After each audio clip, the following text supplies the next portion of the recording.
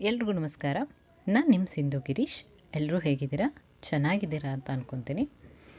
ಇವತ್ತು ಕೆಲವೊಂದು ಹೋಮ್ ರೆಮಿಡೀಸ್ನ ಹೇಳೋಣ ಅಂತ ಇದ್ದೀನಿ. ಯಾವುದ್ರ ಬಗ್ಗೆ ಅನ್ನೋದಾದರೆ, ಈ ಹುಟ್ಟಿದ ಮಗುವಿನಿಂದ 6 ತಿಂಗಳು ಮಕ್ಕಳವರೆಗೆ ಏನಾರು ಶೀತ, ನೆಗಡಿ, ಕೆಮ್ಮು ಬಂತು ಅಂದರೆ ಅದೊಂದು ಪೇರೆಂಟ್ಸಿಗೆ ದೊಡ್ಡ ತಲೆನೋವು ಅಂತ ಅನಿಸುತ್ತೆ.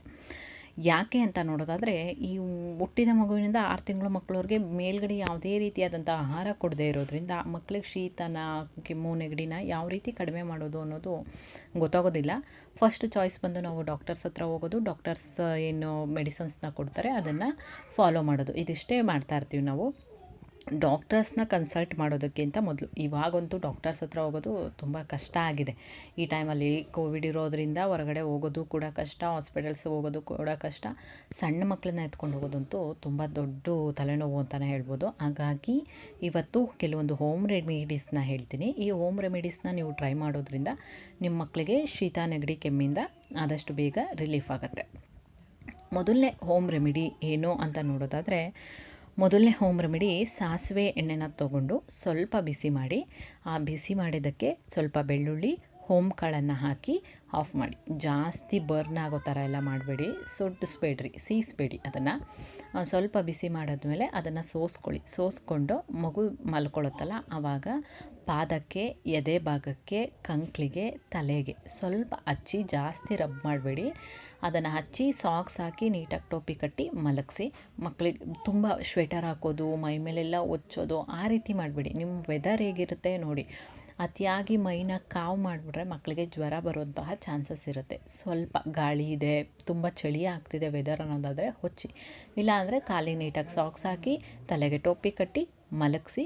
ಇದರಿಂದ 1-2 ದಿನ ನೀವು ಈ ರೀತಿ ಟ್ರೈ ಮಾಡೋದ್ರಿಂದ ಒಳ್ಳೆ ರಿಸಲ್ಟ್ ಸಿಕ್ಕತ್ತೆ. ಇದ್ರ ಜೊತೆಯಲ್ಲಿ ಬೆಳಗ್ಗೆ ಎದ್ದ ಮೇಲೆ ನೀಟಾಗಿ ಸ್ನಾನನ ಮಾಡಿಸಿ, ಬಿಸಿ ನೀರಿಂದ ಸ್ನಾನ ಮಾಡಿಸಿ. ನೀವು ತಲೆ ಸ್ನಾನ ಮಾಡಿಸಿಲ್ಲ ಮಗುಗೆ ಅನ್ನೋದಾದರೆ ಫಸ್ಟ್ ಡೇ ಏನು ಹಚ್ಚುತ್ತಿರಲ್ಲ ಅವತ್ತು ತಲೆ ಸ್ನಾನ ಮಾಡಿಸ್ಬೇಡಿ. ಇದರಿಂದ ಏನಂದರೆ ಮಕ್ಳಿಗೆ ಸ್ವಲ್ಪ ರಿಲೀಫ್ ಆಗುತ್ತೆ. ಏನು ತಲೆಭಾರ ಅಂತಾರಲ್ಲ ಅದು ಕೂಡ ಕಡಿಮೆ ಆಗುತ್ತೆ. ಇನ್ನು ಸೆಕೆಂಡ್ ಹೋಮ್ ರೆಮಿಡಿ ಬಂದು ಕೊಬ್ಬರಿ ಎಣ್ಣೆನ ಸ್ವಲ್ಪ ಬಿಸಿ ಮಾಡಿ ಅದಕ್ಕೆ ಕರ್ಪೂರನ ಹಾಕಿ, ದೇವರಿಗೆಲ್ಲ ಹಚ್ಚುತ್ತೀವಲ್ಲ ಅದೇ ಕರ್ಪೂರ, ಆ ಕರ್ಪೂರನ ಹಾಕಿ ಅದು ಕರಗದ ಮೇಲೆ ಅದನ್ನು ನೀಟಾಗಿ ಇಡೀ ಬಾಯ್ಗೆ ಮಸಾಜ್ ಮಾಡಿ, ಆಯಿಲ್ ಮಸಾಜ್ ಮಾಡಿ ಸ್ನಾನ ಮಾಡಿಸಿ. ಇದರಿಂದ ಕೂಡ ನಿಮಗೆ ರಿಸಲ್ಟ್ ಸಿಗುತ್ತೆ. ಇವೆರಡೂ ಆಯಿತು. ಮಗುಗೆ ಮೂಗು ಕಟ್ಟಿದಂಗಾಗಿದೆ ಅಥವಾ ಮೂಗು ರಿಲೀಫ್ ಆಗ್ತಿಲ್ಲ, ಮೂಗು ಜಾಮ್ ಆಗಿಬಿಟ್ಟಿದೆ, ಹೇಗೆ ಮಾಡೋದು, ಏನು ಮಾಡೋದು ಅನ್ನೋದಾದರೆ, ನಿಮ್ಮ ಮನೆಗಳಲ್ಲೆಲ್ಲ ಪಾಟ್ಗಳಲ್ಲಿ ದೊಡ್ಡ ಪತ್ರೆ ಎಲೆನ ಬೆಳೆಸಿರ್ತೀರ ನೀವು. ಅದನ್ನು ದೊಡ್ಡ ಪತ್ರೆ ಎಲೆನ ಒಂದು ಇಡಿಯಷ್ಟು ಕಿತ್ಕೊಂಬನ್ನಿ, ಸ್ವಲ್ಪ ಬಿಸಿ ಮಾಡ್ತಿದ್ದಂಗೆ ಅದರದ್ದು ಸ್ಮೆಲ್ ಒಂಥರ ಬರೋದಕ್ಕೆ ಸ್ಟಾರ್ಟ್ ಆಗುತ್ತೆ. ಅದನ್ನು ಒಂದು ಬಟ್ಟೆಯಲ್ಲಿ, ಕಾಟನ್ ಬಟ್ಟೆಯಲ್ಲಿ ನೀಟಾಗಿ ಕಟ್ಟಿ ಮಗು ಮಲ್ಕೊಳ್ಳೋ ದಿಂಬು ಹತ್ರ ಇಡಿ.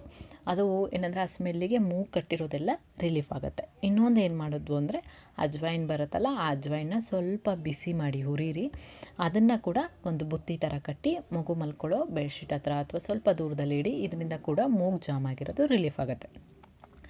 ಇನ್ನೊಂದೇನೆಂದರೆ, ಮಗು ಹಾಲು ಕುಡಿಯೋದಕ್ಕೆ ಆ ಟೈಮಲ್ಲಿ ಹಾಲು ಬೇಡ ಅನ್ನೋ ಥರ ರಿಜೆಕ್ಟ್ ಮಾಡುತ್ತೆ. ಆ ಟೈಮಲ್ಲಿ ಮೂಗು ಕಟ್ಟಿದಾಗ, ಯಾಕಂದರೆ ಬಾಯಲ್ಲಿ ಹಾಲನ್ನ ಕುಡಿಬೇಕಾದ್ರೆ ಮೂಗು ಕಟ್ಟಿದರೆ ಮೂಗಲ್ಲಿ, ಬಾಯಲ್ಲಿ ಎಲ್ಲೂ ಉಸಿರಾಡೋದಕ್ಕಾಗಲ್ಲ. ಆವಾಗ ಏನು ಮಾಡುತ್ತೆ, ಮಗು ಅಳೋದಕ್ಕೆ ಶುರು ಮಾಡುತ್ತೆ. ಒಂದು ಸಲ ಅದು ಎಕ್ಸ್ಪೀರಿಯನ್ಸ್ ಆದಮೇಲೆ ಮಗುಗೆ ನೆಕ್ಸ್ಟ್ ಟೈಮ್ ಹಾಲು ಕುಡ್ಸೋಕೆ ಹೋದಾಗ ಮಗು ಅದೇ ಎಕ್ಸ್ಪೀರಿಯನ್ಸ್ನ ನೆನೆಸ್ಕೊಳ್ಳುತ್ತೆ. ಹಂಗೆ ಹಾಲು ಕುಡಿಯೋಕೆ ಹೋದರೆ ನನಗೇನೋ ಬೇರೆ ಆಗುತ್ತೆ ಅನ್ನೋದಕ್ಕೋಸ್ಕರ ನೀವು ಹಾಲು ಕುಡ್ಸೋದಕ್ಕೆ ಹೋದಾಗ ಮಗು ಅಳೋದಕ್ಕೆ ಸ್ಟಾರ್ಟ್ ಮಾಡುತ್ತೆ. ಹಾಗಾಗಿ ನೀವು ಪ್ರತಿ ಸಲ ಹಾಲು ಕುಡಿಸ್ಬೇಕಾದ್ರೆ ಮಗುವಿಗೆ ಮೂಗನ್ನ ಕ್ಲೀನ್ ಮಾಡಿ, ಮೂಗಲ್ಲಿ ಏನಾದರೂ ಜಾಮ್ ಆಗಿದೆಯಾ ನೋಡಿ ಕ್ಲೀನ್ ಮಾಡಿ. ಮೂಗನ್ನ ಯಾವ ರೀತಿ ಕ್ಲೀನ್ ಮಾಡೋದು ಸಣ್ಣ ಮಕ್ಕಳದು ಅನ್ನೋದಾದರೆ, ಸಲೈನ್ ಡ್ರಾಪ್ಸ್ ಬರುತ್ತಲ್ಲ ಅದನ್ನು ಹಾಕಿ, ಇಲ್ಲಪ್ಪ ನಮ್ಮ ಹತ್ರ ಅದು ಯಾವುದೂ ಇಲ್ಲ ಡ್ರಾಪ್ಸ್ ಅನ್ನೋದಾದರೆ ಸ್ವಲ್ಪ ಬಿಸಿ ನೀರಿಗೆ 1-2 ಉಪ್ಪನ್ನು ಹಾಕಿ, 1-2 ಹರಳು ಉಪ್ಪು ಹಾಕಿ, ಉಪ್ಪು ಕರಗದ ಮೇಲೆ ಈ ಕಡೆ ಮೂಗಿಗೆ 1-2 ಹನಿ ಹಾಕಿ ಒಂದು ಸ್ವಲ್ಪ ಹೊತ್ತು ಬಿಡಿ.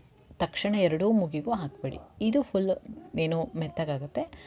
ಆವಾಗ ಬಲ್ಬ್ ಸಿರಿಂಜ್ ಬರುತ್ತಲ್ಲ ಅದರಿಂದ ನಿಧಾನಕ್ಕೆ ಪ್ರೆಸ್ ಮಾಡಿ ತೆಗಿರಿ. ಇಲ್ಲ ಅಂದರೆ ನಿಮಗೇನೆಂದರೆ ಬೆಸ್ಟ್ ಏನಂದರೆ, ಸ್ವಲ್ಪ ಕಾಟನ್ ಬಟ್ಟೆನ ಹೀಗೆ ಉದ್ದ ಮಾಡ್ಕೊಂಡು ಹೀಗೆ ಅಂದರೆ ಅದು ಹೊರಗಡೆ ಬಂದುಬಿಡುತ್ತೆ. ನೀರು ಹಾಕಿರ್ತಿರಲ್ಲ ಹೊರಗಡೆ ಬಂದುಬಿಡುತ್ತೆ. ಇನ್ನು ನೆಕ್ಸ್ಟು ಈ ಮೂಗು ಕ್ಲೀನ್ ಆದಮೇಲೆ ಒಂದು ಸ್ವಲ್ಪ ಹೊತ್ತು ಬಿಟ್ಟು ಈ ಮೂಗು ಕ್ಲೀನ್ ಮಾಡಿ. ಎರಡೂ ಮೂಗು ಕ್ಲೀನ್ ಆದಮೇಲೆ ನೀವು ಬ್ರೆಸ್ಟ್ ಫೀಡಿಂಗ್ ಸ್ಟಾರ್ಟ್ ಮಾಡಿ. ಆವಾಗ ಮಗು ಆರಾಮಾಗಿ ಹಾಲು ಕುಡಿಯುತ್ತೆ. ನೀವು ಮೂಗು ಜಾಮ್ ಆಗಿರ್ಬೇಕಾದ್ರೆ ಹಾಲು ಕುಡಿಸೋದ್ರಿಂದ ಮಗು ಹಾಲನ್ನು ರಿಜೆಕ್ಟ್ ಮಾಡುತ್ತೆ. ಎಷ್ಟೊಂದು ಜನ ಕಮೆಂಟ್ ಮಾಡಿದ್ರು, ಮೇಡಮ್ ನನ್ನ ಮಗು ಹಾಲು ಕುಡಿಯೋದಿಲ್ಲ, ಅಳ್ತಾನೆ ಹಾಲು ಕುಡ್ಸೋಕೆ ಹೋದರೆ ಅಂತ ಹೇಳಿ. ಕಾರಣ ಇದು ಒಂದಾಗಿರ್ಬೋದು. ಒಂದು ಸಲ ಇದನ್ನು ಕೂಡ ಟ್ರೈ ಮಾಡಿ. ನಿಮ್ಮ ಮೂಗು ಜಾಮ್ ಆದಾಗ ಹಾಲು ಕುಡಿಸೋದಕ್ಕೆ ಹೋಗಬೇಡಿ. ಇವತ್ತಿನ ವಿಷಯ ಇಷ್ಟೇ. ನಿಮಗೆ ಇಷ್ಟ ಆಗಿದೆ ಅಂತ ಅಂದ್ಕೊತೀನಿ. ಇಷ್ಟ ಆಗಿದರೆ ದಯವಿಟ್ಟು ಲೈಕ್ ಮಾಡಿ, ಶೇರ್ ಮಾಡಿ. ಇದೇ ಮೊದಲ ಬಾರಿಗೆ ನನ್ನ ಯೂಟ್ಯೂಬ್ ಚಾನಲಲ್ಲಿ ನೀವೇನಾದರೂ ವಿಡಿಯೋ ನೋಡ್ತಾ ಇದ್ದರೆ ದಯವಿಟ್ಟು ಸಬ್ಸ್ಕ್ರೈಬ್ ಆಗಿ ಪಕ್ಕದಲ್ಲೇ ಇರುವಂತಹ ಬೆಲ್ ಐಕಾನ್ ಕ್ಲಿಕ್ ಮಾಡಿ. ಬೆಲ್ ಐಕಾನ್ ಕ್ಲಿಕ್ ಮಾಡೋದ್ರಿಂದ ನನ್ನ ವಿಡಿಯೋದ ಪ್ರತಿ ನೋಟಿಫಿಕೇಷನ್ ನಿಮಗೆ ಬರುತ್ತೆ. ಮುಂದಿನ ವಿಡಿಯೋದಲ್ಲಿ ಸಿಗ್ತೀನಿ. ಆರೋಗ್ಯವೇ ಭಾಗ್ಯ. ನಿಮ್ಮ ಆರೋಗ್ಯನ ಕಾಪಾಡ್ಕೊಳ್ಳಿ. ನಮಸ್ಕಾರ.